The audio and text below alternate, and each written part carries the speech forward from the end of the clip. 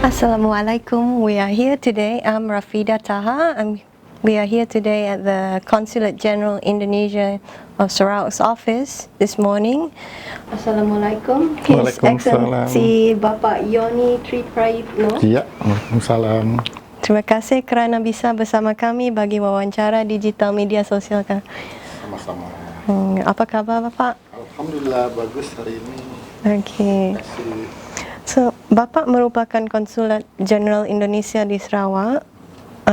Bapak udah berapa lama di Sarawak? Saya sudah 2 tahun lebih, 2 bulan. Saya masuk atau tugas di Sarawak mulai bulan Agustus tahun 2018. 2018. Iya, 2 tahun ya. Bersama keluarga. Bersama keluarga. Bagaimana Bapak kehidupan Bapak di sini? Alhamdulillah saya di sini bersama istri dan saya bekerja juga dengan kaki tangan dan staf saya untuk bidang-bidang pelayanan, bidang-bidang perlindungan kepada warga negara dan juga meningkatkan hubungan bilateral dengan pemerintah Kerajaan Sarawak, dan kami dapat menjalaninya dengan bagus, dengan baik. Berkat dukungan semua lapisan, semua unit-unit yang ada di Sarawak, baik dari mulai TYT, mulai Ketua Menteri, para Menteri, dan juga masyarakat Sarawak, juga dukungan dari masyarakat Indonesia yang ada di Sarawak. Semuanya bagus, berjalan baik semuanya. Alhamdulillah. Bapak udah bekerja di mana aja? Saya sebelum di Kuching ini, saya pertama kali posting penempatan di Port Moresby. Iya, saya di Port Moresby, di kedutaan besar, di embassy di sana. Kemudian saya pindah ke Italia, Rome. Setelah itu, posting berikutnya saya di Brasilia. Selanjutnya, sebelum di Kuching ini, saya pernah posting untuk penempatan di Swedia. Stockholm sana, ya. Berapa lama di? Masih rata-rata masing-masing 4 tahun di sana. 4 tahun di sana. Iya, 4 tahun. So, berapa besar penempatan orang Indonesia di Sarawak? Jumlah orang Indonesia di Sarawak menurut catatan yang kami punya itu sekitar 138.952 orang. Mereka bekerja di sektor-sektor sawit, ladang sawit, mereka bekerja juga di sektor kilang, plywood, dan mungkin ada yang di construction, buruh-buruh bangunan, kemudian ada di mungkin sebagai penjaga kedai, ada juga yang profesional, yang tapi persentasenya kecil. Jadi emang lebih banyak, 45% ada di ladang sawit, ya, karena memang Sarawak juga punya perusahaan ladang sawit termasuk yang terbesar juga di Pulau Kalimantan ini. Gitu. Adakah rakyat Indonesia merupakan sebagian tenaga kerja luar terbesar di Sarawak?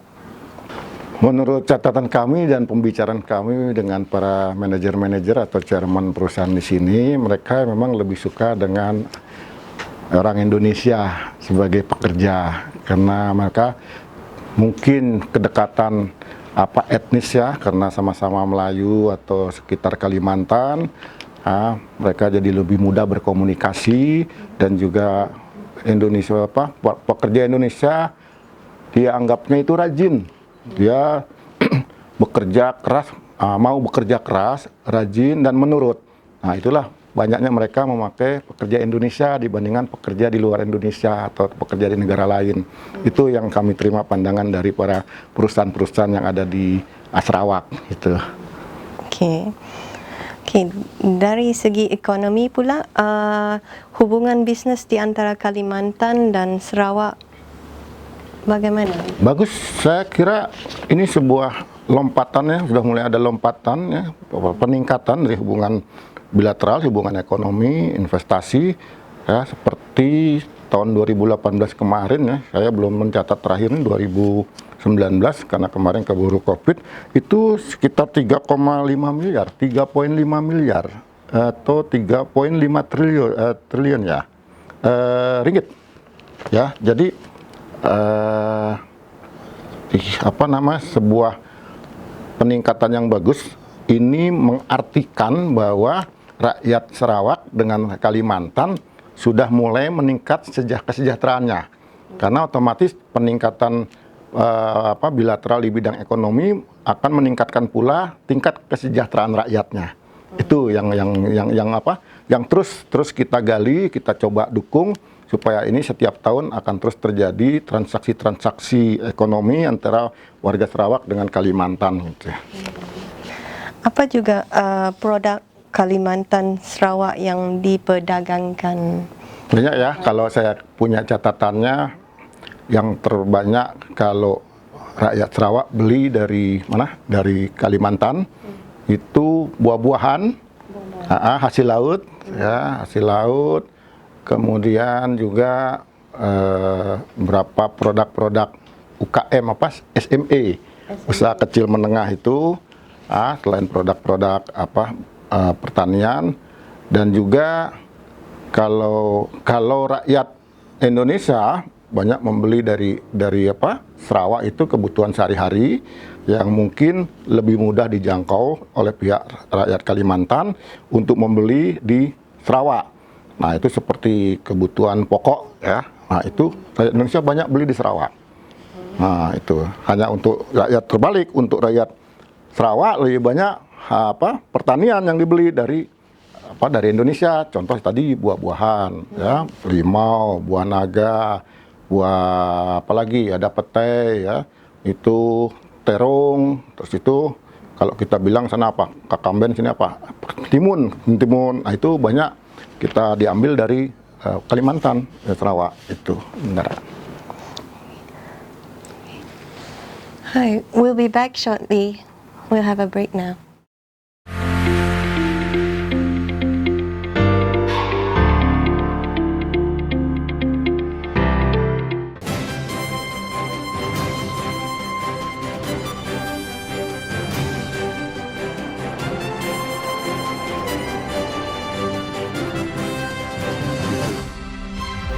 Hi, welcome back. I'm Rafida, and we're here with Pak Yoni, Consulate General of Indonesia in Sarawak.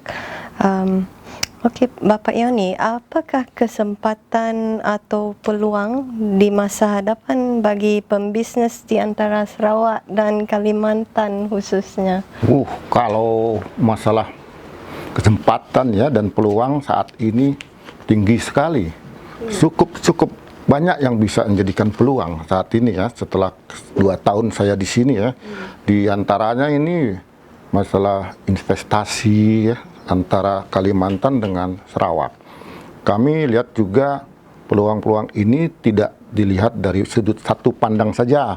Satu pandang misalnya hanya Sarawak yang ingin mencari untung, tapi juga dia bisa membuat untung pihak Kalimantan. Contoh di bidang pariwisata atau tourism. Yes, tourism ini sedang kami angkat menjadi sebuah bidang yang akan memberikan masukan devisa untuk 2 negara ini ya, atau 2 daerah Sarawak dengan ini. Contoh, kalau kami buka destinasi di wilayah border terus sampai di bisnya di pantai, orang akan datang masuk lewat Sarawak dulu, lewat Kuching. Kemudian dia bisa berwisata untuk menuju destinasi tersebut. Jadi mereka akan pergi ke Indonesia.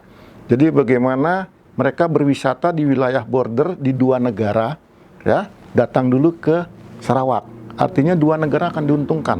Ini kalau potensi ini kita bangun berdua antara Indonesia atau Kalimantan dengan Sarawak, mungkin akan banyak wisata yang datang lewat Kuching atau dari Pontianak masuk ke Kuching. Bahkan nanti Singkawang, kota Singkawang itu yang di pinggir pantai, tahun ini sudah mulai proses pembangunan international airport. Singkawang juga sebagai kota destinasi turisme ya, wisata di wilayah Kalimantan. Nah, ini kita bisa satukan. Jadi kita bisa menyatukan, meningkatkan ekonomi di bidang wisata atau turisme melalui kesamaan etnis, kesamaan daratan, dan kesamaan potensial yang lain. Ya. Nah, ini yang kita coba bangun. Sementara investasi di bidang lain memungkinkan juga. Kita dua negara ini bisa membangun sinergi dalam meningkatkan produk-produk sumber yang ada di masing-masing negara. Ya, misalkan kalau Kalimantan banyak produk buah-buahan. Kenapa tidak dibangun pabrik pengelolaan buah-buahan menjadi minuman? Ya, seperti juga kalau di Sarawak dia butuh pabrik atau bangun produk apa, pertanian bisa juga dibantu dari Kalimantan. Nah, ini yang kita coba sinergikan. Selain itu, ada potensi yang tinggi di antara masyarakat Sarawak dengan masyarakat Kalimantan adalah dari budaya dan kerajinan, ya, dan craft, kerajinan tangan, craft. Contoh, di Kalimantan ini punya seperti satu garis budaya dari Brunei, Sarawak dengan Sambas. Nah, itu kita satukan untuk mempromosikan selain budaya, juga mempromosikan produk-produk kerajinan tradisional masing-masing negara tersebut. Contoh yang paling populer saat ini adalah songket. Ya, songket dari 3 negara ini, mulai dari Brunei, Sarawak, Sambas itu paling populer, paling bagus lah. Nah, ini kalau kita tingkatkan produk ini mendunia, nah itu kan akan meningkatkan kesejahteraan rakyat.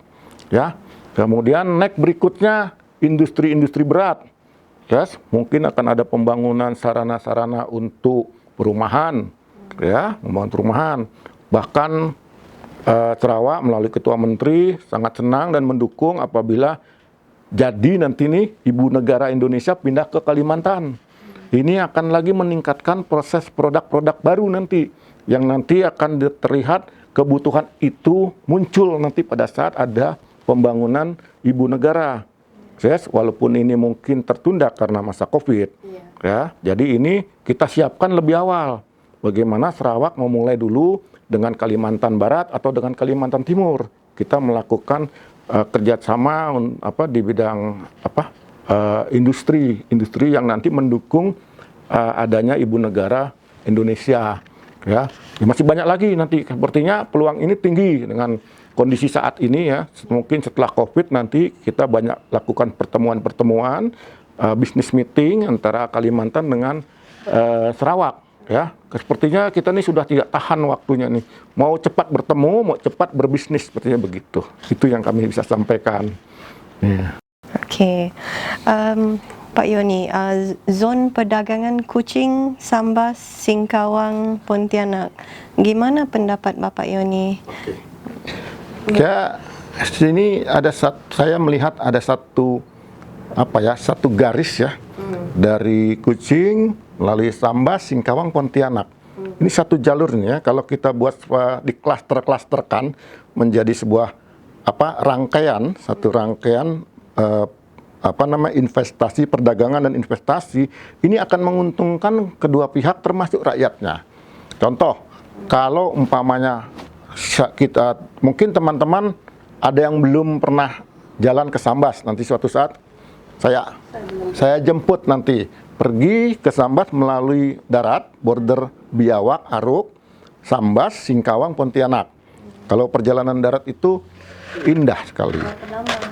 Kalau untuk dari sini ke Biawak, Aruk, dari Kuching itu makan waktu 2 jam, tempo 2 jam sampai Biawak, Aruk. Dari Kuching, Aruk, Sambas 1 jam setengah, 1 jam 30 menit, Sambas Singkawang 1 jam 30 menit, Singkawang Pontianak 3 jam.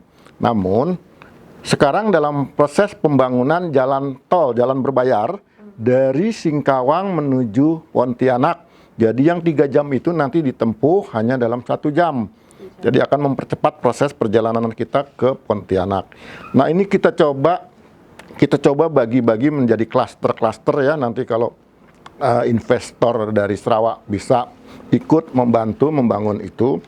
Contoh klaster hijau, saya anggap klaster hijau itu klaster sebagai agribisnis nanti. Ya, perdagangan pertanian dan buah-buahan itu antara Aruk atau Biawak, Sambas. Itu klaster hijau, klaster di situ diperdagangkan produk-produk pertanian dan produk-produk SME, ya, produk SME. Jadi di situ bisa dijadikan sebagai destinasi wisata tourism ya, destinasi perdagangan pertanian ya, buah-buahan ada di sana, juga destinasi untuk belanja craft atau SME tadi ya, produk-produk usaha menengah ke bawah. Contoh adanya songket dan produk-produk craft lainnya yang ada di Sambas Singkawang. Nah, klaster berikutnya saya coba rancang antara Sambas dengan Singkawang, itu adalah klaster perumahan, klaster penduduk dan tempat kita berbelanja. Ya, karena ada itu, jadi separuhnya pertanian karena dia ikut di Sambas, separuhnya lagi adalah perumahan dan tempat berbelanja. Nah, jadi mereka kan banyak tinggal di daerah antara Sambas Singkawang. Karena saya udah laluin di sana, memang itu kiri kanan perumahan. Ya, baru berikutnya adalah klaster industri Singkawang Pontianak. Kenapa saya buat rancangan itu? Kalau nanti kita pergi perjalanan dari Singkawang Pontianak, di tengah-tengah itu di kota Mempawah namanya itu sedang dalam proses, ini udah 90% ya, pembangunannya sudah 90% dalam proses pelabuhan laut seaport. Jadi di sana seaport yang besar langsung ke laut lepas. Nah, di situ akan menjadi antara Singkawang dengan Pontianak menjadi klaster industri. Ya, di situ banyak pabrik. Bagaimana dia nanti kalau akan melalui ke Sarawak, dia tinggal ke Pontianak, berputar menuju Entikong. Jadi semua produk-produk berat, ya, produk-produk hasil pabrikan, manufaktur, itu dia akan melalui jalur Entikong. Jadi dia ke Pontianak dulu. Nah, yang soft lah, yang kecil, yang ringan, dia akan ke Singkawang, Sambas, Aruk. Nah, para pekerja di klaster industri ini dia akan punya rumah di daerah klaster perumahan. Ya, jadi mereka akan tinggal di sana karena jaraknya kan tidak jauh. Ya, di antara klaster perumahan ini dia kalau mau berwisata, refreshing, dia bisa ke arah Aruk. Karena itu klaster wisata, klaster hijau. Kalau dia bekerja, dia langsung masuk ke wilayah Singkawang, Pontianak, itu klaster tempat bekerja. Nah, ini kita putar gini. Nah, produk dari Singkawang atau dari Mempawah antara Singkawang Pontianak itu bisa langsung ke seaport tadi, pelabuhan laut, langsung diekspor atau masuk ke Sarawak melalui Entikong. Ya, Entikong sudah ada inland port ya, di Entikongnya dan di Tebedu. Kalau kita bisa sana ada inland port untuk ekspor import kedua negara. Jadi sudah ada. Nah, ini yang sedang kita rancang dan kita coba jelaskan kepada pemerintah pusat di Jakarta, juga di pemerintah Kalimantan Barat, untuk kita temukan investor di Sarawak dengan yang di Kalimantan. Yuk kita rancang, karena dua-duanya diberi keuntungan. Rakyat Sarawak untung, rakyat Indonesia untung. Baik dari sudut perdagangan, wisata, maupun ya, dan satu lagi adalah karena ada kesamaan etnis. Kita kan 30 hampir sama rata ya, jumlah etnis 3 besar ya, dari Melayu, Dayak, dan mungkin Chinese ya, itu kan 30% yang sama juga dengan di wilayah Kalimantan Barat. Jadi bisa pertemuan mereka bisa jadikan pertemuan keluarga, family maupun ke pertemuan bisnis. Nah, ini akan menguntungkan dua negara tersebut. Ya mudah-mudahan lah nanti berikut ke depannya akan terus berkembang sehingga antara Sarawak dengan Indonesia ini berimbang mendunia nanti. Itu siap. Okay. Adakah musim pandemik COVID ni perdagangan daerah di Kalimantan Barat terjejas ya? Kalau kita bicara pandemik COVID-19 ya, jangankan hanya Kalimantan dengan Sarawak, itu seluruh dunia ya. Jadi semua berimpaknya ke sana, termasuk Kalimantan dengan ini. Kalau kita baca atau kita coba lihat pandangan dari Sarawak yang lebih mementingkan, bukan lebih mementingkan, yang memprioritaskan supaya rakyatnya sehat, tidak terkena COVID, ya kita harus ikuti. Ya, karena efek daripada COVID justru akan menghambat ekonomi, ya itu. Dan memang saat ini kita coba ikuti semua protokol yang ada, sehingga memang proses perdagangan antara Kalimantan dengan Sarawak berkurang, bahkan ada yang tertutup karena efek dari dampak dari COVID-19. Namun kami juga tidak berdiam diri juga, karena antara masyarakat atau rakyat di perbatasan juga sudah mungkin menunggu kapan dia boleh berdagang lagi, boleh bersaling membeli. Nah, sudah saya mintakan ke Kerajaan Sarawak, juga ke Pak Gubernur di Kalimantan, supaya diberikan peluang, terbuka kembali peluang untuk mereka bisa saling membeli. Nah, untuk sementara wilayah di masyarakat di wilayah border dulu, ya, sehingga mereka tidak kekurangan bahan pokok, tidak kekurangan kebutuhan-kebutuhan yang biasanya mereka dapatkan dari masing-masing negara. Ya, kami sudah berkomunikasi dengan pemerintah Kerajaan Sarawak, dengan pemerintah daerah Kalimantan Barat. Nah, ini sekarang masih dalam teknis untuk mencari formula SOP, ya, supaya tetap aman dari COVID-19. Right. Konsulat Indonesia mempunyai gedung baru di Kuching, Sarawak. Bisa Bapak terangkan apa layanan yang diberikan oleh pihak konsulat? Mungkin untuk rumahnya Farida bisa tinggal di sini, kalau mau bisa ada satu lantai khusus. Tapi semua oleh pemerintah Indonesia tak boleh, baru oleh konjennya saja itu. Baik Bu Farida, saya ingin jelaskan keberadaan gedung konsulat ini ya, Konsulat Republik Indonesia, Konsulat Jenderal Indonesia di Kuching. Ini 11 lantai dari level 1 sampai level 11 ini akan dipenuhi dengan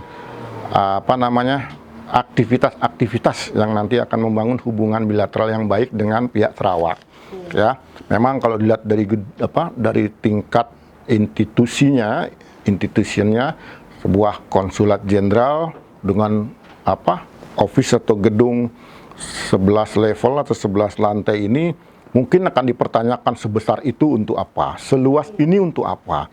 Nah, jadi kami sudah rancang ya, gedung ini akan menjadi pusat promosi perdagangan, investasi dan bisnis antara Indonesia dengan Sarawak. Jadi nanti produk-produk Indonesia, kalau di sana para usahawan Indonesia ingin mempromosikan, mengenalkan produknya, tak perlu lagi sewa gedung, tak perlu lagi cari tempat, ya. Kita akan buat satu lantai sebagai pusat atau galeri pusat promosi, termasuk promosi tourism, ya. Jadi nanti kalau ada produk-produk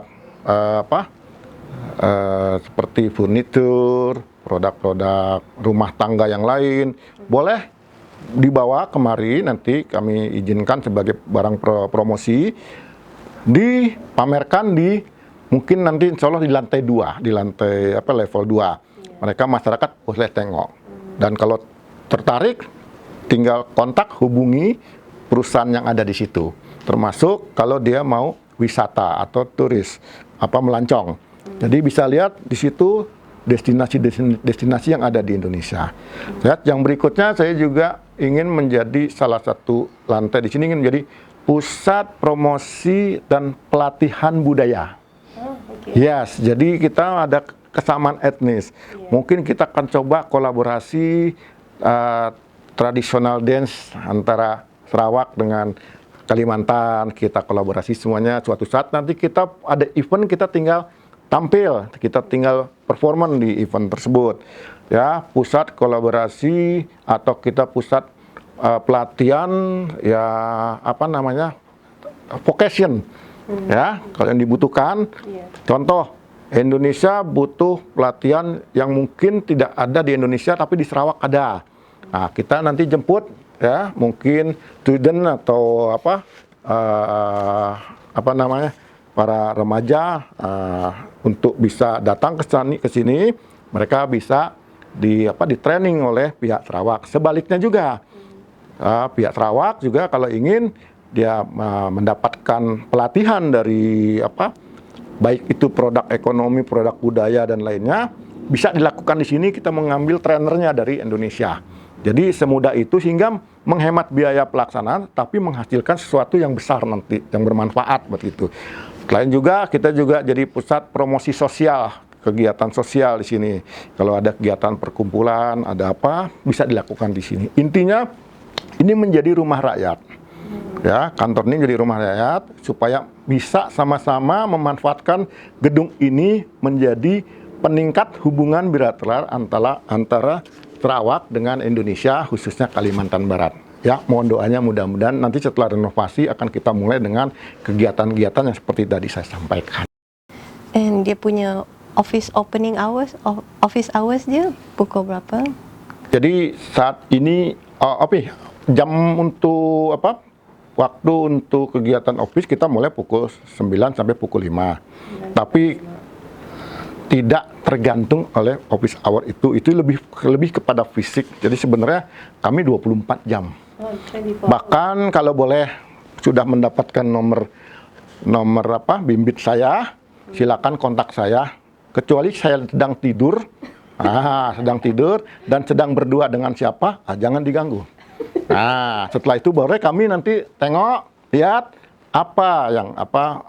ada kebutuhan apa, bantuan apa, coba akan saya koordinasikan dengan staf kami.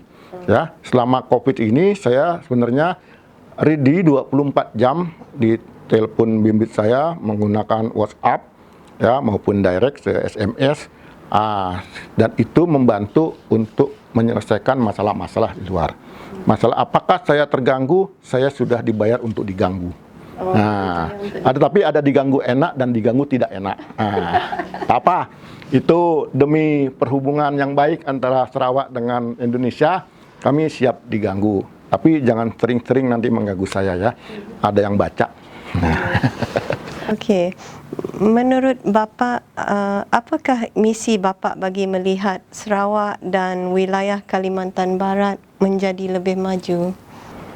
Seperti yang tadi saya sampaikan, ya, kita coba dulu. Awal pertama saya waktu datang kemari, sepertinya masih tertutup, ya, komunikasi tidak banyak, ya, kalau diibaratkan istilahnya. Kami di Sarawak, ya kami tahu di sana itu Kalimantan Barat. Demikian juga Kalimantan Barat. Dia taunya di sana Sarawak. Yang pergi pulang dari Kalimantan Barat ke Pontianak ke Sarawak itu yang mungkin ingin berobat. Karena di sini hospitalnya dekat dibandingkan kalau dengan ke Pulau Jawa, mungkin itu efisiensi saja. Kemudian dari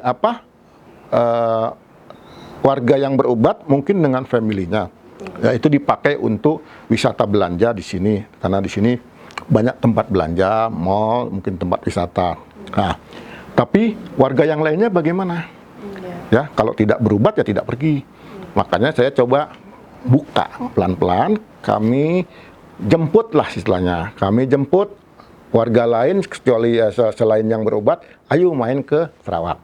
Demikian juga warga Sarawak yang tidak pernah main ke Kalimantan Barat, kami ajak ke Kalimantan Barat.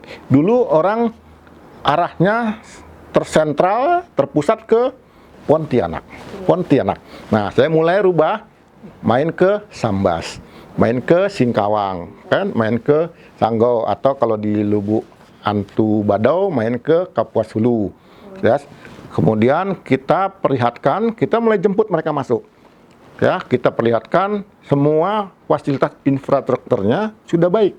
Jadi dengan berkendara kita bisa melancong wilayah Kalimantan Barat. Dan yang bulan Februari tahun 2019 awalnya di situ saya buka membuat event poco-poco bersama di Aruk Biawak bersama warga masyarakat Kucing atau Sarawak dengan warga masyarakat Sambas atau Kalimantan Barat di Aruk. Itu sekitar 1.500 antara Indonesia ini berkumpul, berpoco-poco, sehingga mulai saling mengenal. Dan mereka tahu ini pintu terbuka untuk dua masyarakat. Pintu border ya, batas. Silakan selama memenuhi syarat punya paspor, mereka bisa saling berkunjung. Nah, di situ mulai kami lihat ada kenaikan kunjungan dari Sarawak, Malaysia ke Kalimantan Barat. Demikian juga dari Kalimantan Barat di tahun 2019 terakhir itu menanjak langsung. Nah, ini ya potensi bahwa kita akan mendapatkan sebuah keuntungan dari saling mengenalnya ini akan terus meningkat nanti. Yes, karena sudah ada saling ketemu, ada transaksi jual beli, ada melihat belanja, dua-duanya akan terjadi peningkatan pendapatan, ekonomi dan lain-lain itu. Makanya ini akan terus kita tingkatkan nanti. Okay, alright. Thank you again, His Excellency Bapak Yoni Tri Prayitno, for being here and sharing with us your matters between Sarawak and Kalimantan Barat. Thank you once again. Rafida signing out.